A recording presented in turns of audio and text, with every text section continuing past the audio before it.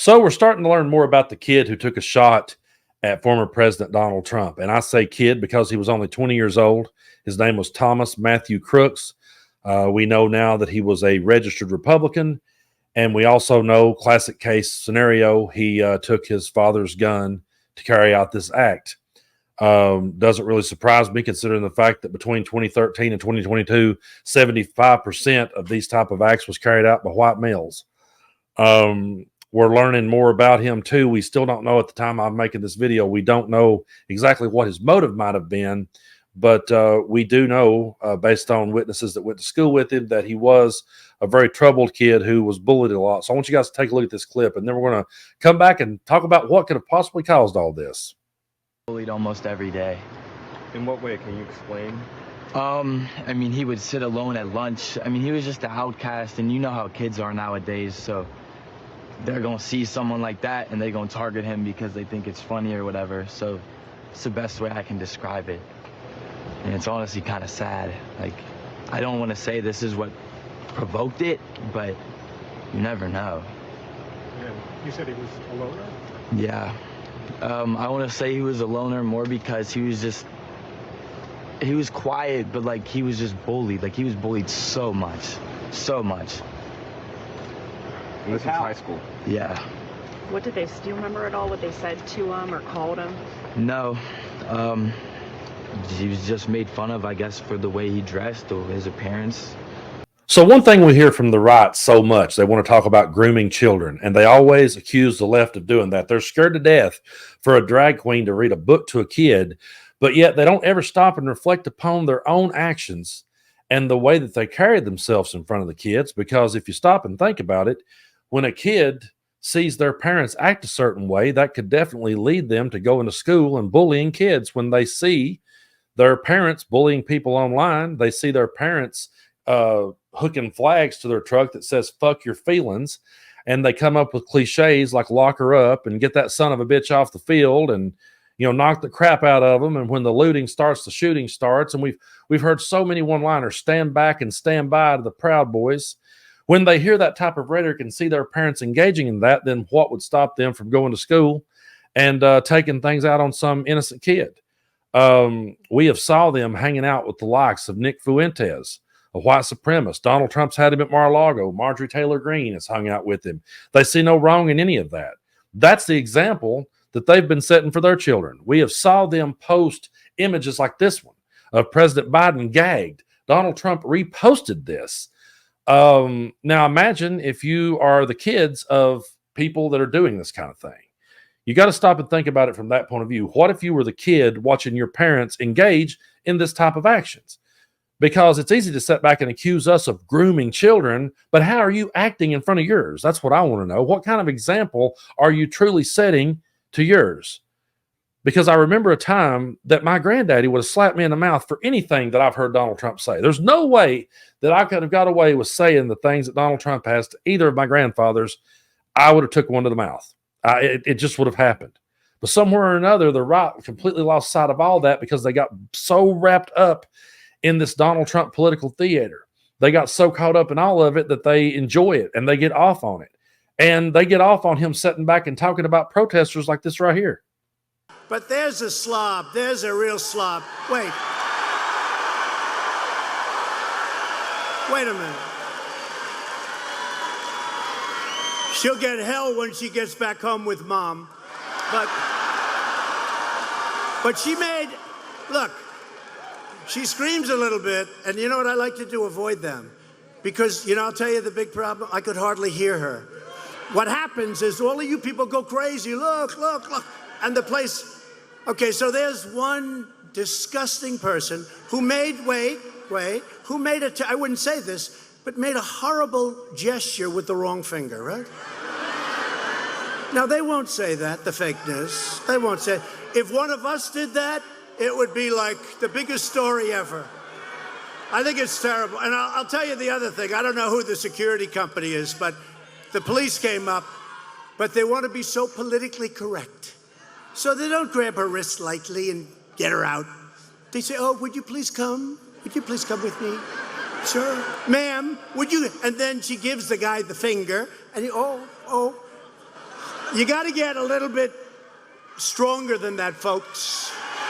I always make it a point whenever Donald Trump is talking to look at the people behind him and see how they're reacting. And you will always see someone standing there laughing and they're excited, like, wow, what's he going to say next? So now, if you're that guy's kid and you're sitting at home watching him laugh to every single thing that this man is saying, then that tells the kid that everything that man is saying is okay, that that's how you're supposed to go about handling things. Donald Trump could have handled that situation entirely different. He could have handled it like Joe Biden handled it when this protester tried to heckle him. Bottom of my heart.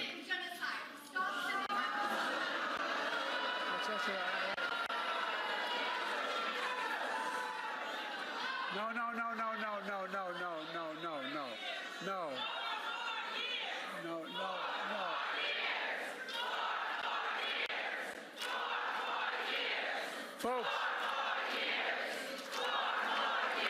Folks, it's okay. Look.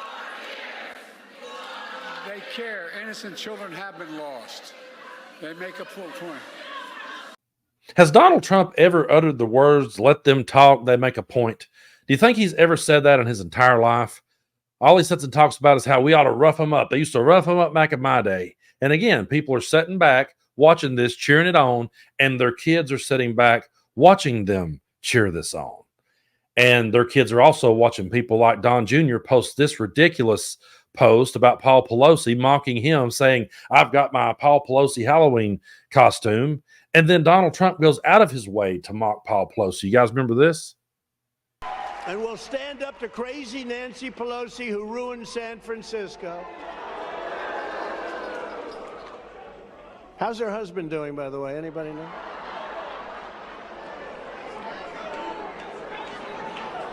And she's against building a wall at our border, even though she has a wall around her house, which obviously didn't do a very good job.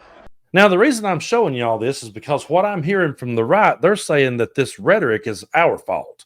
They're saying that we're the ones that caused this because we simply pointed out.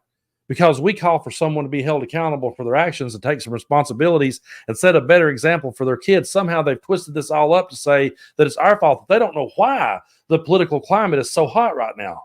They don't know why everything has gotten so out of hand. Well, what we're trying to do here is simply bring the receipts and show them this is the example that you set for your kids. This is how you've acted. This is what you've told everyone is okay. And folks, I'm going to admit something here. I normally don't make notes for my videos. I might have just a few little talking points jotted on a little notepad.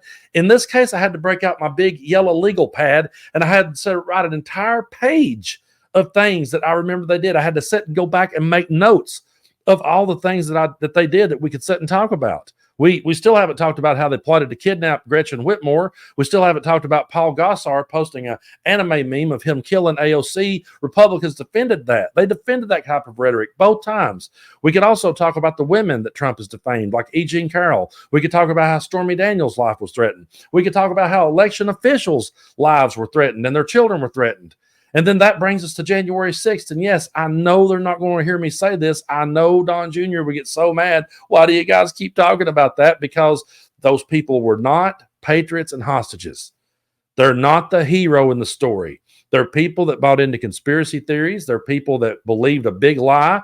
And they went to the Capitol and followed Donald Trump's line of go to the Capitol and fight like hell. You can't say fight like hell to a crowd of people like that. And I know what someone said. He said, if you don't fight like hell, man.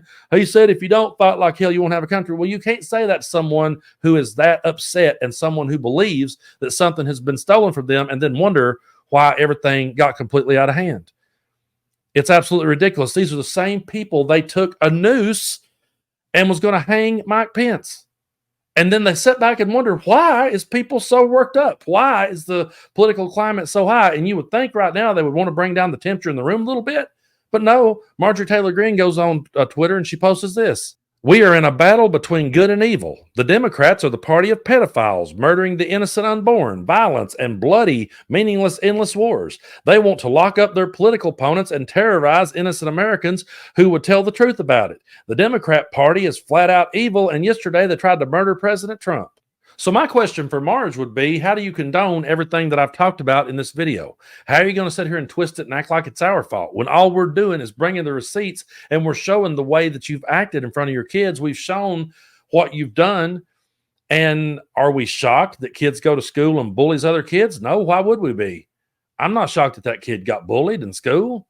I'm not shocked that there's bullies out there when they've got parents at home who are bullies and they see making posts like that online. They see sharing and reposting stuff like that online, laughing at stuff like that. They see their parents in the crowd sitting there laughing at this stuff. They grow up to think that this kind of thing is okay.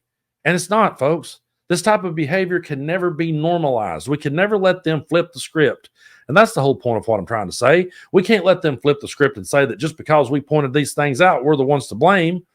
That's the most ridiculous thing that I've ever heard in my life. And I don't mean to bring down the room. I realize that we're really, right now in just such a turbulent time in America. And I realize that everyone's depressed. I'm not trying to bring down the room when I say this, but let's just be realistic about it, folks. We've always sat and said, maybe one day the kids, they'll grow up and they'll vote these people out. We have faith in the kids. Well, I do have faith in the kids. I believe there's a whole lot of good kids out there. However, there are a whole lot of kids out there who have been raised to believe that this type of rhetoric is okay. They have been raised to believe that it's okay to laugh at the things Donald Trump says. They've been raised to believe that all this is all right, folks. So, yeah, I do have faith in the kids, and I'm sure there's going to be a whole lot of reasonable kids rise up in the future, but they're going to be contending with people who raised their kids to be this way. And so that's why I feel like we're in this for the long haul. I don't think this is something, we're not going to be able to put the toothpaste back in the tube. We're not going to be able to fix this overnight. This is going to take a long time to fix. And I know a lot of people are depressed right now, and I've had so many messages from people saying, man, did we lose the election? Is it over? Is Trump going to be back in? And I know so many trolls that are going to be screaming at the screen right now going, oh, yeah, it's over, loser. You guys lost it. Well, if there's a silver lining in any of this, I would just like to point this out. All we have to do is sit back and let MAGA keep talking. All we have to do is let them keep pointing out who they are and reminding us of who they are. They'll do it. They don't have it in them to shut up. So let them keep talking. And while they're talking, keep bringing the receipts. Keep showing them what they said. Keep holding them accountable. And meanwhile, stay on point. Stay on point and continue to talk about the issues at hand. Talk about Project 2025. Talk about Roe versus Wade. Talk about women's rights. Talk about equality. Talk about the fact that we are one big giant melting pot here in this country, and we all want to be able to live and get along. Talk about the things that we have in common and the things that we want, and then say, out of the candidates we have here, are we going to give this guy a pass just because he got nicked by a piece of a teleprompter? Or are we going to give this guy a pass for everything that we saw them do just because of that? I saw people say, well, I wasn't going to vote for him, but I am now. How stupid can you be? So if Ted Bundy, if somebody tried to take out Ted Bundy, what are you going to do? Go on a date with him? That makes no sense. What we have to do is stay on point, keep talking about the issues at hand, keep working to save our democracy, and keep calling out this hateful rhetoric. We have to stand up to hatred. We can't scoot it under the rug. We can't say there's good people on both sides. There's not when you have people engaged in that type of bullshit. I condemn violence. I don't ever want it around me. I don't want to see anyone on the right, the left, or the center. I don't want to see anyone hurt ever. I want to see people be able to agree and to disagree. But we're not going to sit here and agree to disagree on hatred. And we're not going to sit here and agree to disagree that, oh, yeah, that's acceptable. That type of behavior is acceptable. And actually, it's you guys on the left calling it out that made it worse. Sorry, we're going to keep calling it out. We have to, because our democracy is too important not to.